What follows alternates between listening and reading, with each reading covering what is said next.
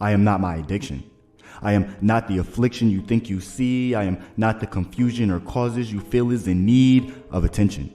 I am my biggest fan, my biggest enemy. My energy is from flame, and my addiction isn't to blame. I am not the things I did out of desperation that configured a false sense of perpetuation of my slow demise into darkness of substances. I am not the lack of stuff. I am not all the things you dislike. I am the things you neglect to find. I forgot who I truly was inside until I remember my addiction doesn't dictate who I am, will not or refuse to hide. I can be bold and brave all I want. My fears bring tears in their eyes, and that's okay, cause healing requires a release of pride and ceasing of time. I am not my addiction. I am dark. I am light. The addiction is behind a door, in the crevices of night. Trauma and pain from memories of centuries on the verge of crossroads. We say we can't breathe. When there's night, there is always a key. Because you see, the veil is thin, like on Hallows Eve. I am dark. My darkness is my light. I am dark. Inside that dark is my sight. And if I know myself, I can navigate the night. I am free, because I know who I am. I shine, align, and define my light, and I am protected with I am sight. I am constantly flowing as I clean dust off my ceiling fan. I let go, cause I was bored from the flame, destined to wake minds, move hearts, and keep doing my part. I am always hungry, and so I feed my soul with positive flow. I define my destiny by feeling my best me. No mistakes, only experience. I am not a failure. I am divine. I am attractive. I am dark. I am light. And if I know myself, I can navigate the night. False positive is darkness that's uncontrollable, molded and boxed in by expectations, false sense of security and false nature. What you think is white is painted. What you think is prime is tainted. What you think is silence is rage, covered under layers of blame and shame. The root is in the light they projected. It's not your path, they will be corrected. When there's night, there is always a key. The veil is thin, like on Hallows Eve. My dark. Yo. How's everybody doing tonight? Not tonight, this morning, this afternoon. We are going to be watching a documentary called Angola, Do You Hear Us? It was recently just done, just released not too long ago. I watched it last night and found it very informative. A lot of things that I didn't even know about it. So let's get into it.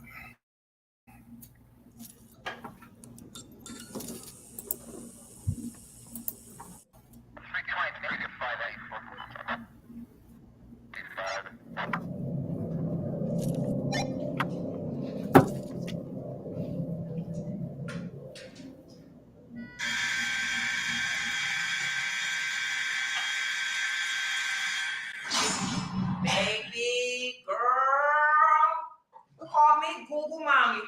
You are not going to believe this.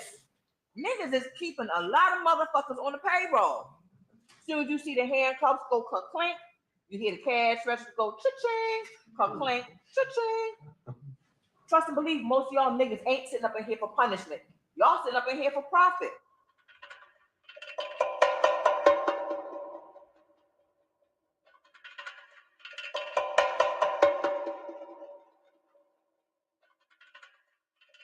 That day, I prayed because I knew it felt like a calling. It felt like it was more than a performance. It felt like a mission.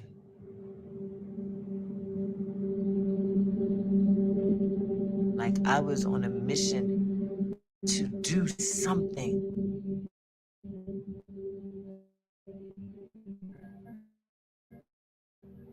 Of the significance of the land I was on. It was historical. I've been to 35 prisons across the country, but this performance at Angola, I knew was historical.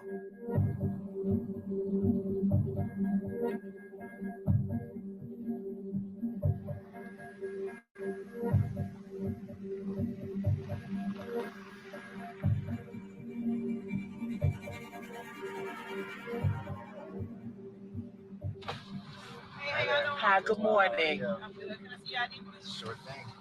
You having it gum? No, ma'am. Notice you got a camera. Yes, ma'am. You want that camera? No, ma'am. No, ma'am. Even though you look fabulous. Unless you want it. You know, so I give a good side. We're coming here on the strength of Norris Henderson. And Norris is the G. I've been released from Angola 18 years. A lot of my time since I've been gone is bringing people back to give them a sense of who's actually here and why do we send people to prison, to make them start questioning who they think prisoners are and how they behave.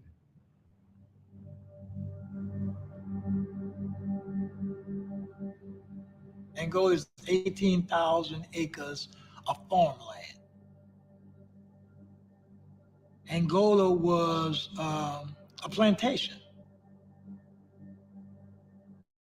It was named after the slaves who were from Angola in Africa. It transformed into a prison and they kept the name of the plantation.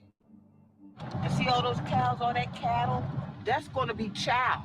So everything that they grow and herd on this land is to consume. Cotton, corn, watermelon, they pick all kinds of vegetables, okra, tomatoes. You know, the residents, they take care of all of this. They take care of all the grounds. They take care of all the cattle. They got a camel, a motherfucking camel. Camel? They got a camel. Because one year they did the nativity play and they got an actual camel for the dramatization. They just kept the camel. We gonna see the camel later. We gonna see the camel. Camel, they go to camel. Look. They go to camel. There goes the motherfucking camel. Y'all see the camel? That's the camel.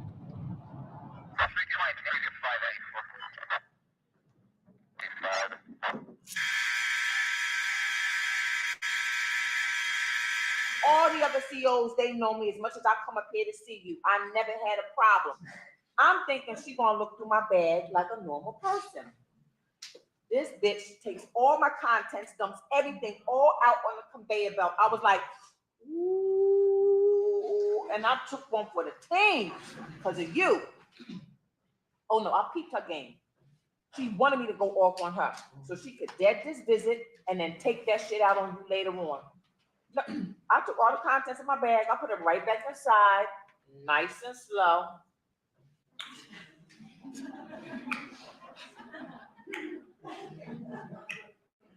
And I had a free trial Jenny Craig fitness coupon, and I left that shit right on the conveyor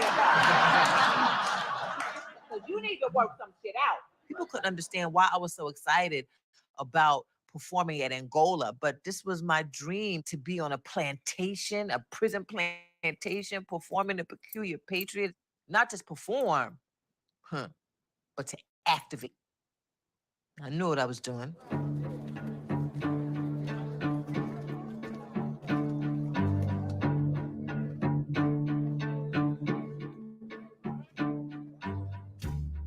It's hard in that field, man, because when that summer comes, people be falling out in that field.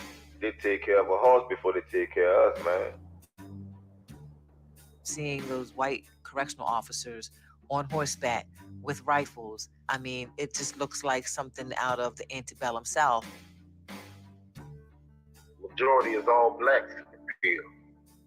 At one time, man, the field line was 300 strong, and you had 10 white boys. So you know we got over 6,000 people here. They're warehousing us, bro. Being here, I see that a lot of guys here, They broke. This lady is going to be dazzling everybody tomorrow. Ms. Thank you. Liza Jessie.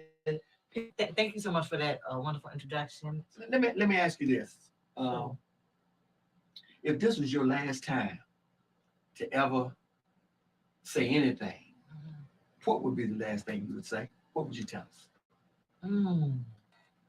Harriet Tubman, she was born into slavery. That's all she knew. Right. But she saw something bigger than what she saw with her own physical eyes. Right. So just because you see prison with your physical eyes, what do you see beyond that? Because if she could see freedom when all she saw was plantation and slave life, then we can envision a life in a world without mass incarceration.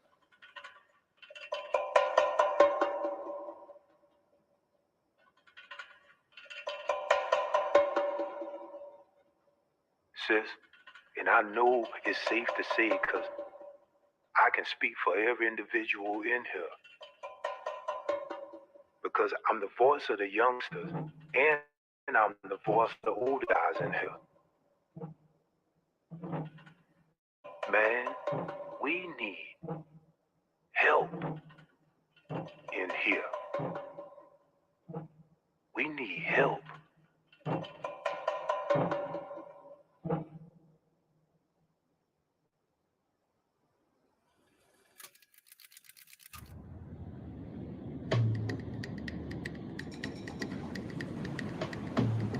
In 1998, I was auditioning, studying acting, pursuing my artistic dream of becoming an actress and going to Hollywood. And I just loved the energy of the whole poetry scene that I was in at the time. I think, therefore you are because I am. Don't let this apron fool you. Excuse me. Ooh. Click it on, get the money. Click it on, get the money. And so prison, jail, that was the furthest thing from my mind. Mass incarceration was not even in the lexicon. This is, pre Michelle Alexander's book, The New Jim Crow. So there wasn't even language. All I was looking for at the time was a job that had flexible hours so that I could still audition. So I took a job as a teaching artist at a school called Island Academy. And Island Academy was located on Rikers Island. Getting the thoughts from up here, which are in your head, and getting it onto the paper. I was terrified. Here I am coming to teach poetry, right, in jail. I just had this totally ignorant idea of what I thought incarcerated adolescents were going to be like. It was a correctional officer said to me, you don't know where you are, do you? And I said, yeah, I'm at Rikers Island. He says, no. He said, you're on a modern day plantation. And he pointed to the boys who were 16, 17, 18 years old. He said, that's the new cotton. They're the new crops. We the new cotton, they're the new crops. Girl, the telephone companies alone are making billions. Billions just off the telephone calls. Not to mention the construction company contracts, the people that build these prisons, that's a multi-million-dollar contract. Right. The company that makes that jumpsuit you wearing, them skippies on your feet, all them cookies and potato chips, hair grease and toothpaste, all that shit y'all be buying. Bob Barker. That's a multi-million-dollar contract. Bob Money that's Barker. made off of prisons. Walmart. It was heartbreaking and infuriating. I had like a 3-ring binder about this thick because I was just printing out articles, cases of Black people being thrown away, discarded in prison for nothing, for a blunt, for a joint. In New York State, the majority of drug dealers is white. But out of all the drug offenders locked up in New York State prison, the majority, something like 95% is Black and Latino. Everybody doing some crime, but we the ones doing the time. In these underpopulated rural white towns, they get to count the number of inmates in their census. So on paper, look like they got more residents than they actually do. Therefore, they get more public funding and government money, and they get more representatives in the state capitol. In some of these towns, there are more inmates than residents. I knew I had to do something with this information. And then I'm in the classroom and I'm seeing these children who are just warehoused, all these black faces. That's all I saw. All I saw. They're targeting our babies. I was like, fuck this shit. I was like, no. That's right.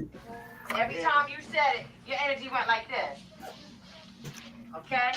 Constantly elevating, rising, spiraling. Okay, you gonna give us another one? For the love of my people. This is in Rikers Island. Something that she did years ago, Miss Peterson did years ago in New York. You not know, you know.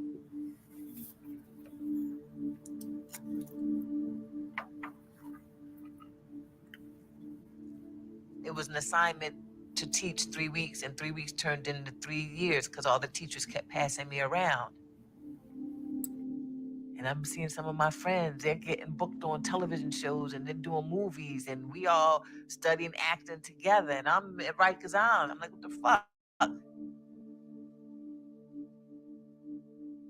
I called my best friend up and I'm crying. I'm an actress. I'm supposed to be acting. And I'm crying and shit. And she laughed at me. I'm on the phone with her. I'm like in deep pain. She said, bitch, you got a story to tell. Write that shit down. Click. She said, write that shit down. I got my journal out.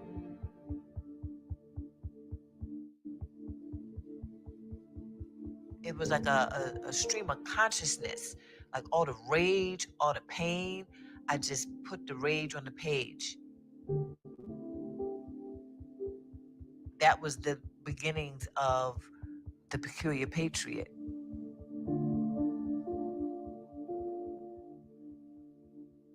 So I'm looking at the flyer, and one of the things that struck me immediately was the flag and the barbed wire braided hair, the Stokely Carmichael fist. And I'm saying to myself, I mean, the only way something like that is about to come into a place like this, it ain't worth anything. You can't go in there and be fake. They're gonna recognize you and you will be ineffective. You have to embody that truth. By the time I received the flyer, it was time to go to the play. So I really didn't know much about it. They hadn't really advertised it. They only talked about it the day before on the radio. Me, mama, tea-tato, she sells seashells, she sells seashells, she sells seashells, she sells. I'm rehearsing in the chapel on the day of.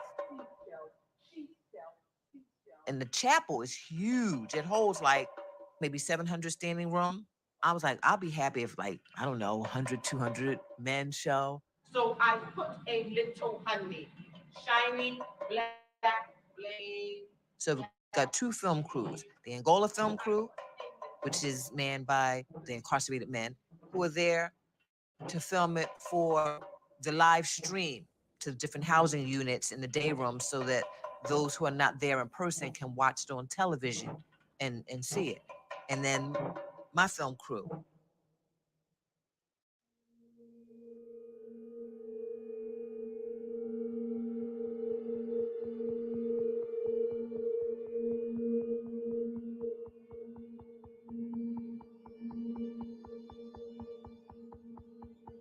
They were shutting our cameras down. So we're out in front of the chapel trying to negotiate to still make it happen. I'm seeing buses of black men pulling up, getting off the buses, walking behind me, old men, young men, men in wheelchairs, men in canes. They took my cameras away, but they didn't take me away. So I'm still here for them. Capacity is supposed to be around 800. We had more than that now. And all the pews are packed, you know, on every wall, every corner. Bam, she hit the stage. And immediately, the energy in the room shifts. She had a gift, man. And her ability to make me feel that somebody else was sitting in that chair stood the hair up on my neck. You was just captivating and electrifying. Everybody clung on to every word that she said. They was talking back to me, jabbing each other. They talk, you know, like we're having a good time. And I left that shit right on the conveyor belt. There was times when you heard a roar of laughter in the whole building, coming from the security also.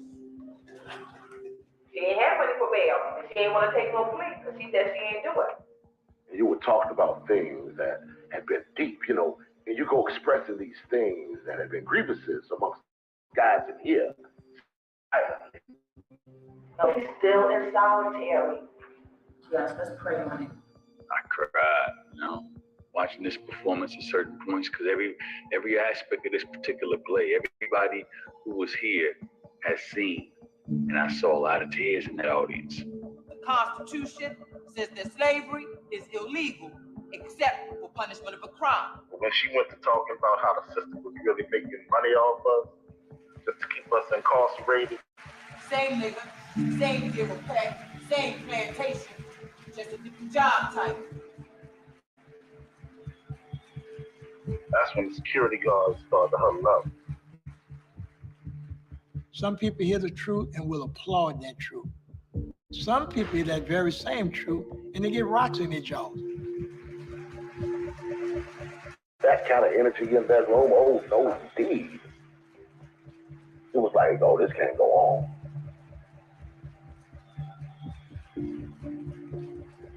I go in the back, get ready for the next scene.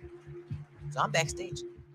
They informed me that, hey, you got to shut it down. My first thought was, why? Norris comes out. I hear him. He gets on the microphone. He said, you know, there's been an emergency. You know, we're gonna have to stop the show here. I felt kind of awkward because whatever I was about to tell him, they knew it wasn't that. They knew it because here was some truth that was being espoused that somebody couldn't handle. It was a loud boom. There was a roar in that building because everybody knew why it was being shut down. Everybody knew. Fuck this shit. Let her finish the play. Y'all can't handle truth. And I'm hearing all this in cacophony rising in the chapel. When I walked out on stage to do my curtain call, I didn't even give it any thought. It was instinctive. I said, bam. And I just threw my fist in the air. I'm telling you, that place erupted. She threw that fist up, not threw my fist up. And before you knew it, you got the whole damn building with big fist up. The TV room, the guys threw their fist in the back, clapping, it got loud. Camp C, line up. Camp B, line up. Sit down, sit down, sit down. Security was afraid. They were trying to make us sit down. They couldn't do it. We wouldn't even sit down. You got a building of 800 people screaming at the top of their lungs, clapping, standing on their feet. You understand? Because what they just saw was real life to them. And I saluted them, because I knew I was in the presence of a whole bunch of sleeping giants. And I said, oh, they awake now. Bam, I done did my job. I was driving, and I was like, wait, hold on, wait. His voice was so excited. I never heard him that excited. He said, you have to find her. Wow. You've got to find this lady, and I found you. You sure did. When you left there, the interview was so hot. There was discussions on the wall. There was discussions in the dormitory. Everywhere you went, you were in earshot of some conversation that was talking about this production. Sis, you was from a whole nother planet. And you hooked the cables up in us.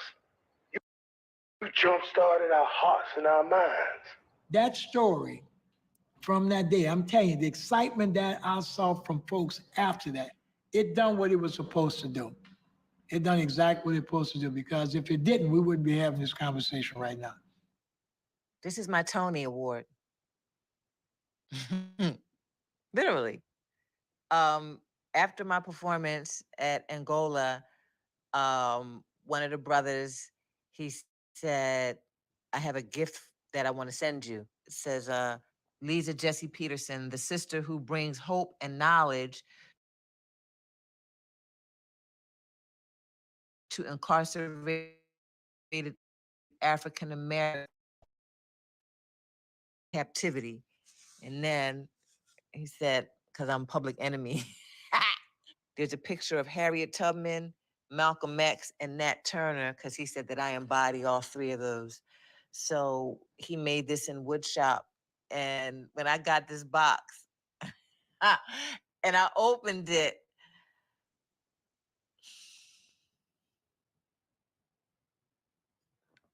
I'm sorry. He made it a bank. It's a bank. It's like a piggy bank. Because of what I deposited in them. And there's a little slit at the top to put money in. All the souls that I deposited in. This is the greatest validation that I've ever received. It's my award. It's my award.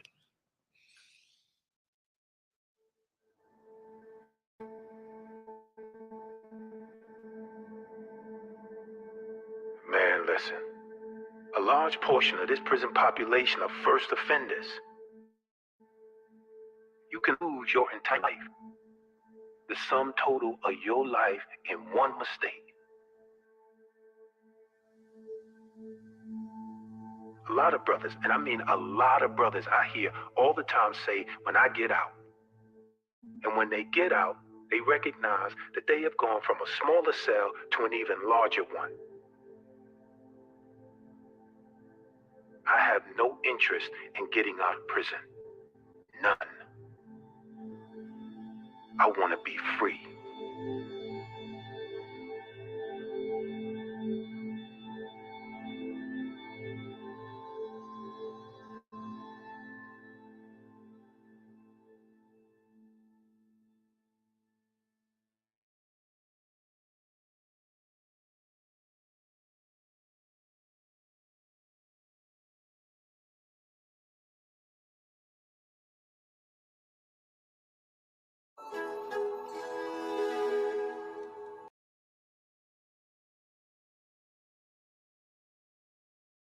Insane, man. Insane to just sit there and I've been to prison you hear the stories. I watched a lot of there was a show called Lockup on MSNBC, and you got to see the other prisons, because I've been in some of the worst ones here in Minnesota, Stillwater, aka Sweetwater. And then you have Oak Park Heights, which is basically Supermax. And that's underground. You don't even get to, only daylight. You don't really get to see much. They have their own little yard and that's it. You know what I'm saying? So if you're in the part that, like where Derek Chauvin was at, you're in I think it's a 12 by 12 cell, and you don't really see nobody else. But I wanted to talk about a little bit as well today about what happened last night with the football game. And what you're seeing up on the screen right now is a tweet that Skip Bayless first started with. He said, "No doubt the NFL is considering postponing the rest of this game. But how this late in the season? A game of this magnitude is crucial to the regular season outcome, which suddenly seems so irrelevant." And a guy that I know here in Minneapolis, Minnesota, Reverend Tim Christopher said, if you're still watching this person, you are the problem. Now, I've been had a problem with Skip Bayless. Now, I'm going to go into a little bit context because at the end of the day, I really don't give a fuck. The only reason why I'm even talking about this is because we literally that's all I see across my timelines on whatever platform, social media, if it's been Facebook, if it's been Twitter, if it's been Instagram, that's all that it's that's all that it's been is this story about the NFL player. So I tweeted, he has a point, and I know people will not like this response. I hope and pray he lives and can fulfill his life the way God intended. Now that said, we have babies dying by the hour from gun violence, are being homeless, and this is all I see is about the game last night. A man that I just found on not Facebook, but Twitter, our Trusu is the spirit of our ancestors runs through our veins, and the core of that spirit is the love for self and resistance. The life-threatening injury suffered by the Bills football player got me thinking about how the system of white supremacy greatly affects both the physical and mental health of Black Americans. This system grants NFL owners great comfort and wealth with few health risks. Yet the players, mostly Black, receive much less wealth with more lifelong injuries and can even suffer death in the process of doing their job. The NFL gives the owners most of the control over the players' lives, livelihood, workload, and physical health, like in the SWS. Neely Fuller was asked on a recent call-in show what was on his mind. He said he was thinking about the question of mental health. He said he asked himself this question: in the system of white supremacy, how many people are mentally healthy? After a short pause, he answered 0. That definitely made me think of, oh wow, you cold with it. See, that's why I'm bad at this. That's why glad he just did that. John Tell, thank you, my producer. But it really just baffles me of the things that we really think about when it comes to it, because I love the fact that he totally broke this down and broke it into a mental health and basically about, because you see all this stuff about CTE and who does it predominantly that I've seen affect the most. I mean, we've seen Junior Seau, we've seen some of the greatest NFL players have CTE and either commit suicide or they commit dangerous acts of violence. But yet that's never talked about. And mostly, though not all Black Americans suffer greater persecution, receive less sympathy, work with greater risk, get fewer protections, and possess the lowest monetary wealth. Because this system grants power to one group over another, resistance to change is intense. However, unless this artificial hierarchy system is replaced and Native Black Americans are repaired first with cash reparations, first and foremost, and the economic divisions continue to widen, this country's future could possibly be bleak. Oh, I definitely agree with that 100%.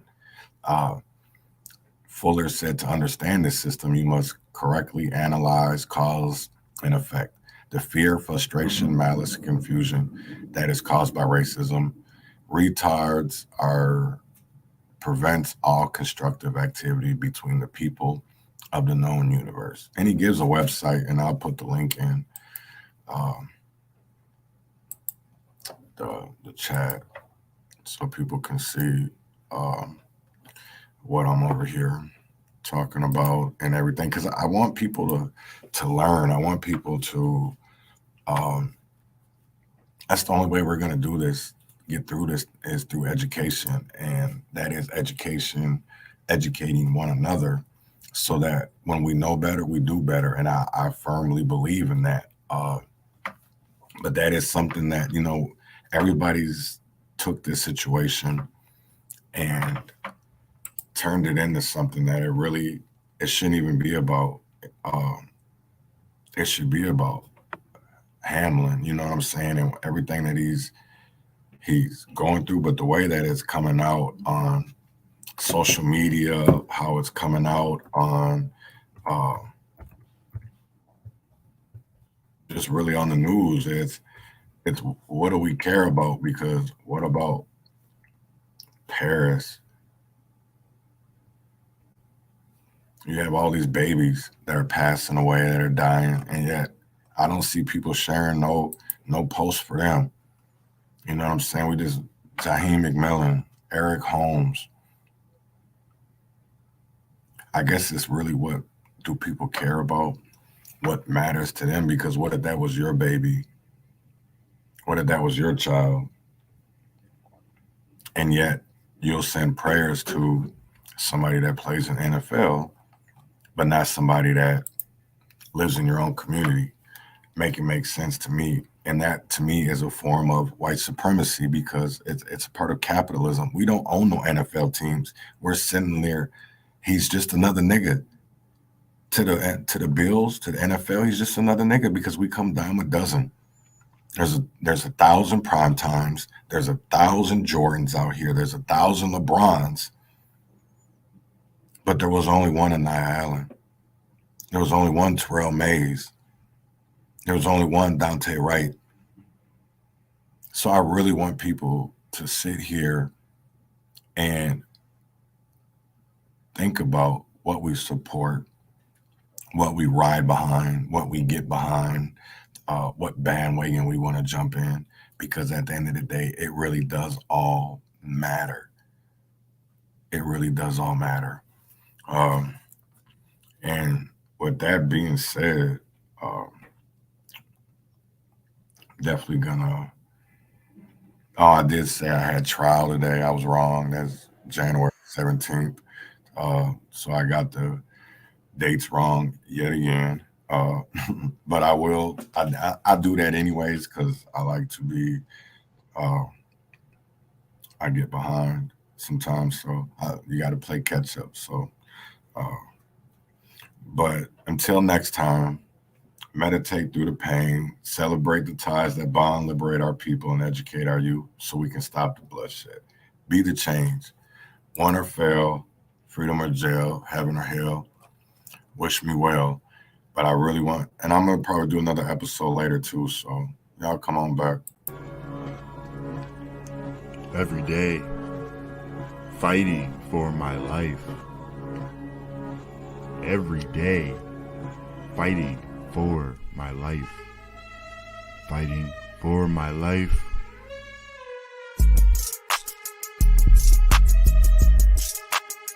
Fighting for my bread.